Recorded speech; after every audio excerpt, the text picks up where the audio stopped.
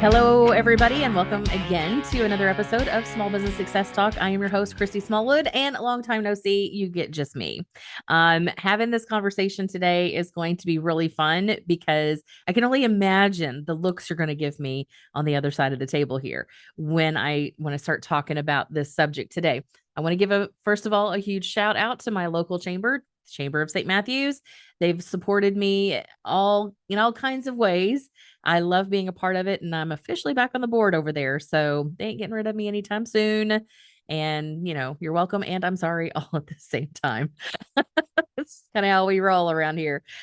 But today, because it is just me, I wanted to get kind of to the point. I've had some recent episodes, moments, adventures, whatever you want to call them, to keep them not sounding like shitstorms. That really, I put a phrase up on my whiteboard, and if you're watching me on video, I look to my whiteboard a lot. It's over to my right hand side, and of course, I've got actually two of them on that side, one to my left. I enjoy my whiteboards. So on the board, I have, how do you compose yourself for $1 million conversation after a stressed you the fuck out phone call? Uh, I've had a recent phone call that, it's one of those things that in life I kind of knew it was coming, and lo and behold, here it came. I was ready and very composed during the phone call. I did really good. In my brain, everything I was self-talking was screaming at me. Everything that came out of my mouth was pretty composed. I would say pretty composed. I did not raise my voice, nor do I call names. And I kept it very direct and to the point in that conversation. So I was very proud of having the conversation itself. When I got off the phone, however, and you click the button, like in the old days, you slam down the phone or toss it around the wall or whatever. But I hang up the phone, click the button to shut it off. I double check myself to make sure the phone is really like we are disconnected from this call so that I could just kind of scream a little out loud.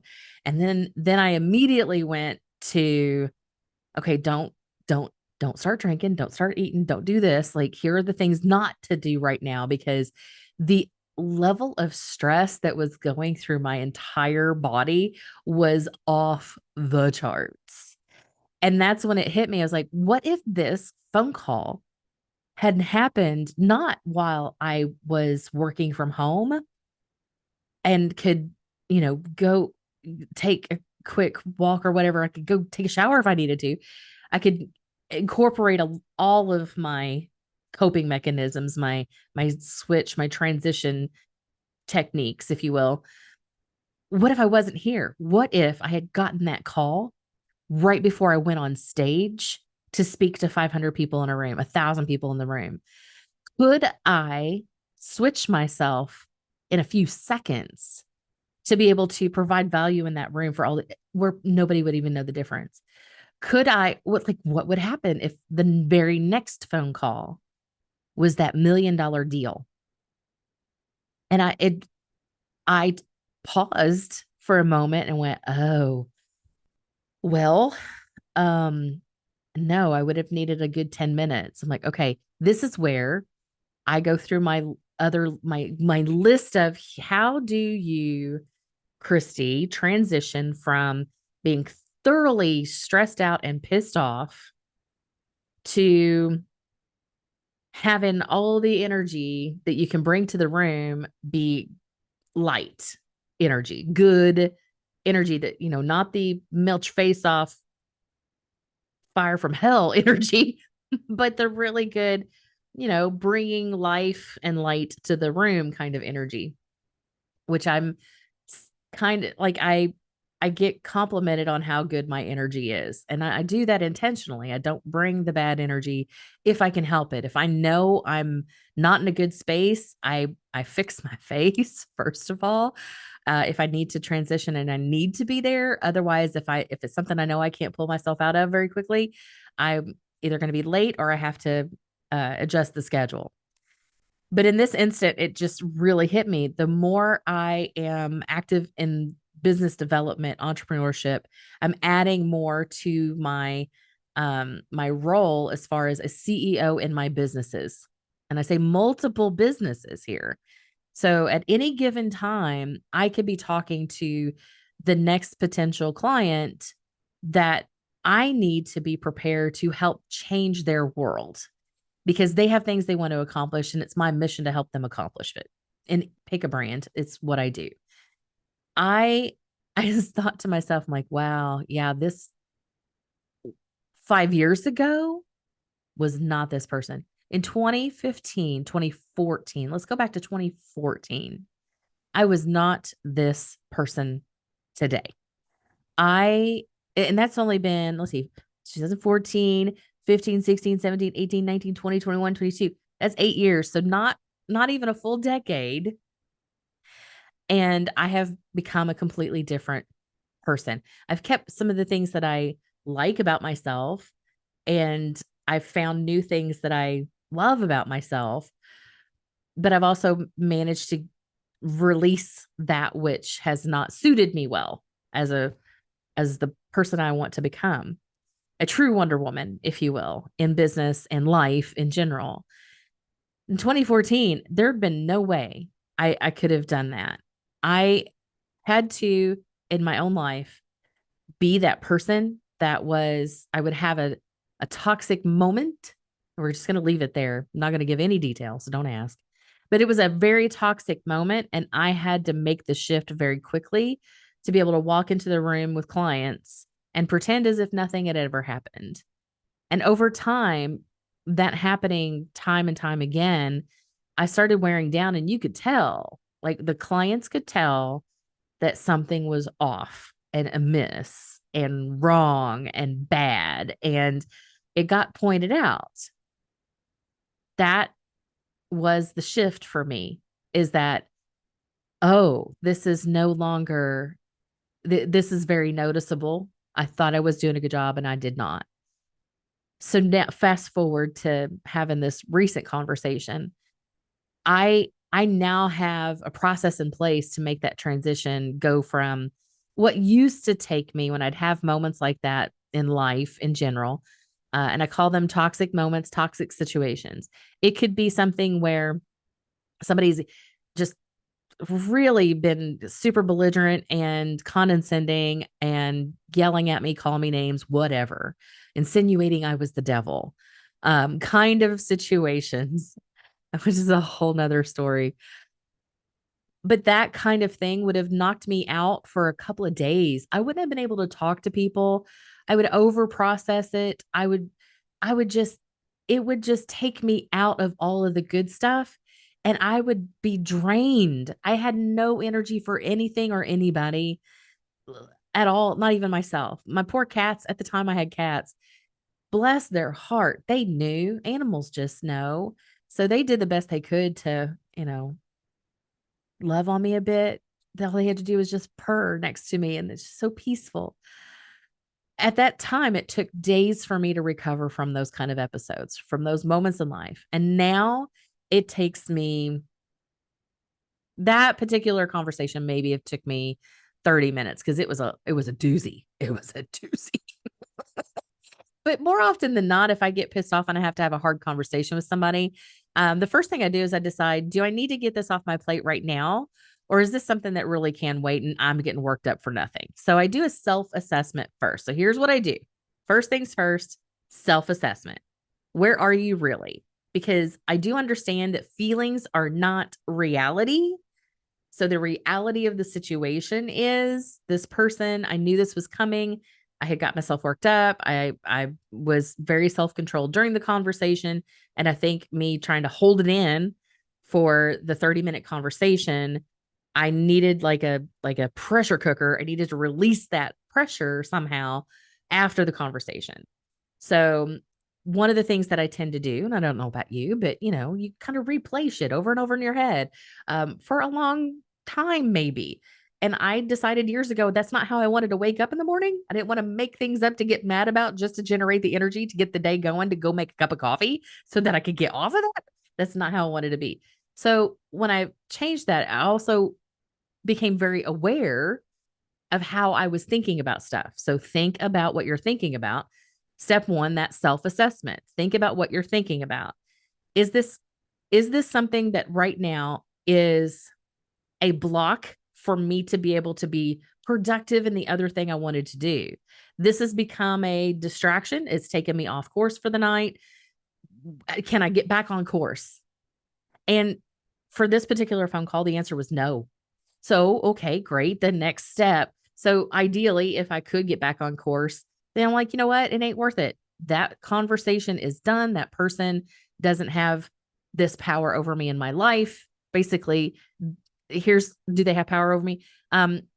Do they control my salvation for my eternal life? No. Do they pay my bills? No. Then get out of my way. Like that's my filter for that. Take and run with that one. So self-assessment number one, where am I? What am I feeling? Is feelings are not reality. Let's do the check. Can I get back to center? If the answer is no, I move on to my next process. My next process is I just try to physically work it out. Like get up, go take a walk, dance with a song or something. I put my favorite music on. I'll walk outside, even if it's just to my patio. I used to have a swing. Now I don't. I just walk outside, take a few breaths of fresh air, and get out of the environment in which I had the conversation, basically. Do not run to food, alcohol. Don't run to those things that are bad for me. And I am not an emotional eater. I may look like I am, but I'm not. So just because I'm a big girl does not mean I'm an emotional eater. I check myself. So I would prefer to be outside in nature. If I had my own tree to hug, I would go hug that tree. I would just be outside and let it loose that way. But I don't have that environment. So that wasn't working. Like it kept taking some moments. So I was like, okay, well, it's a little late in the evening. My next step would be call a friend. And you need that friend. You need that friend who understands you well enough to know you just need to vent for a moment. It doesn't take 5 minutes to get the shit off of you out into the arena, if you will. And that friend should know you well enough to know they don't need to make it worse. They just need to let you dump and then they can help sweep it away. They're like, you know what? Damn, yeah, of course you feel that way. Of course you do. Why would he do that? I don't know. Well, it's you got this. Like slate cheerleader, slate coach. They don't have to jump into it. Just listen. Part of being a single person that's alone in her house all the time is that you need to be able to vent to somebody that is a human being that is acknowledging your feelings, that what you're saying, that they're really there. So it makes a difference. Go to that person. If you're having this moment while you're in business at your office, do not take it to your employees. They don't need that. If you are a leader in your organization, do not take it to those which you are leading. They don't need to see that in you. So there are some proprietary actions, the protocol, here we go, protocol for this kind of process.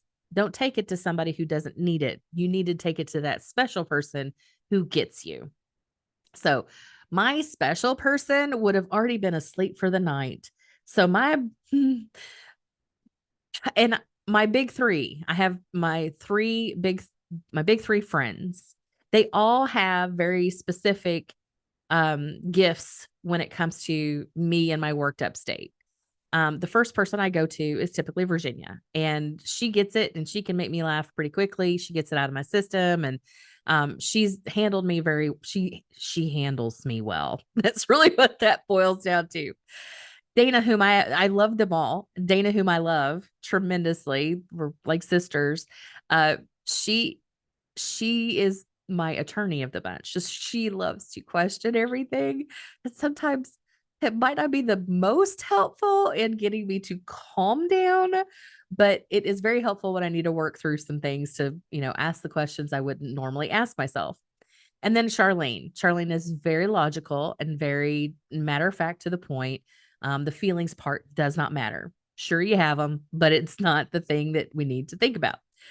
So typically I'll call Virginia when I'm this worked up. Virginia was not going to be available. So Dana was the backup person.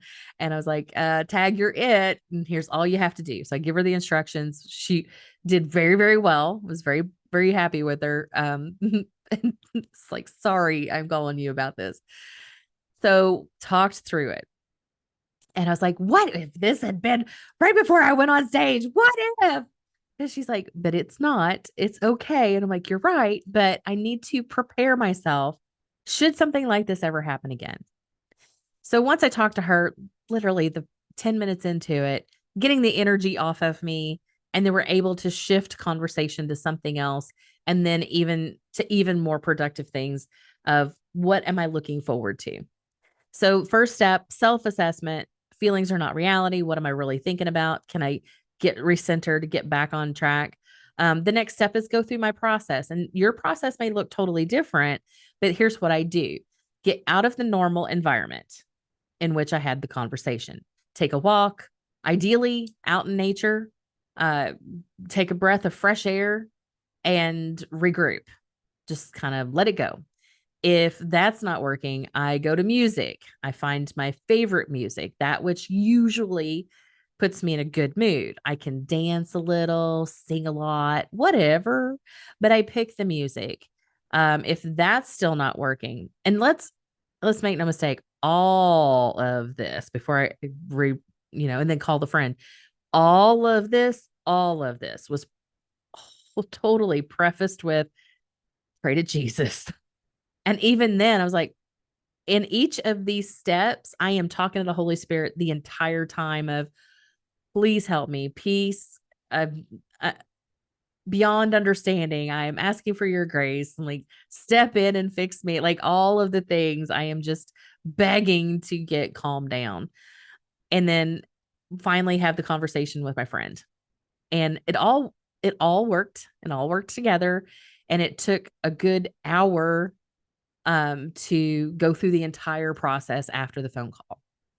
Now, ideally, I could do that entire process without the call a friend in a matter of like 5 minutes, and then I can recenter and move along. But remember when I said I wasn't like this even 8 years ago? It's taken me 8 years to get good at it. So it's not something that immediately happens overnight. The first thing I needed to do about even creating the process was figure out what actually would work for me. And then I had to do it. When those moments, I had to decide and pay attention to myself when those moments would happen, what I needed to do next. Because ultimately, I don't need a stressed out version of me mucking up $1 million conversation. That's not helpful at all. So, how do you get recentered? Find those things that are helpful for you. And there's actually a tool that I use. A friend of mine gave me part of this tool and I added to it. So the concept is you take a piece of paper, you take any old piece of paper, blank, ideally, and you're going to draw a line down the middle of it. And the first part of this tool is what are the things that energizes you? You put that on one side of the line. And what are the things that depletes you on the other side of the line? Well, when I first started that tool, I was like, man, I came up with all kinds of things that depleted me, but could not figure out what energized me. And I was like, you know what? I need to get to center somehow. So at the bottom of this piece of paper, I drew a line across the bottom of those two columns and created a nice little bucket, if you will. And that which centers me creates some peace. When I feel calm, that's what goes in that bottom bucket. So when I feel calm, for me, it's, being able to sit out in nature for a bit, watch the hummingbirds while I'm sitting on the porch swing is one of my favorite calm moments. Another calm moment is being able to actually read a book and know what I'm reading in that page. I don't have to read it 20 times to figure out what I'm reading. When I can calm down enough to take it, like focus on the book, that's calm. You write down those things that keep you calm and centered, and then you can recharge. So for me, I was just missing that piece of getting from depleted to calm to recenter, and then I can recharge. Going from depleted to recharged, boy, that's tough. It's tough. It takes a lot of energy. And then I'm stressed out about the energy it takes just to get recharged. That's no good. Nobody needs that. So use that tool as part of this process of going from a stressed out conversation to preparing for the $1 million one, because preparing for $1 million conversation is stressful enough, but that one can be also very energizing, because going from something that has thoroughly worn you out, has been toxic, you're depleted. You're working from a deficit, if you will, on your energy. If you are trying to prepare for $1 million conversation, all you're doing is continuing to stress out. Like, can you, in a depleted state, see the good in the world? Short answer, probably not. I know I can't. It's not. I mean, I can kind of pull myself up by my bootstraps, if you will, but rarely. So I like to be at a state of calm. Reading the Bible helps tremendously. Just taking some prayer time. And it's nothing, my prayer time is nothing fancy.